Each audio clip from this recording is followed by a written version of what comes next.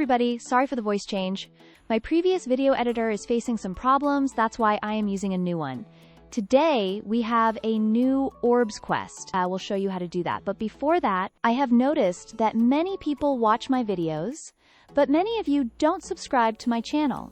So please make sure to like and subscribe to my videos. My goal is to reach 13,000 subscribers this month.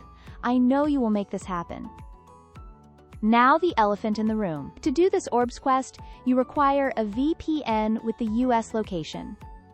Once you get whatever suits you, just change its location to the US and refresh your Discord page. You should be able to see the quests easily. Now this quest from Avatar may not be new, but this is the only quest that's still active. It's also expiring today, so make sure to finish it on time. For this quest, you will require to do it on phone. Once you finish the quest, just turn off the VPN and claim the orbs.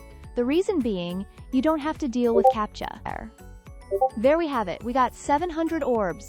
Make sure to claim it now. If you like this video, please hit the like and subscribe button so the video gets into algorithm.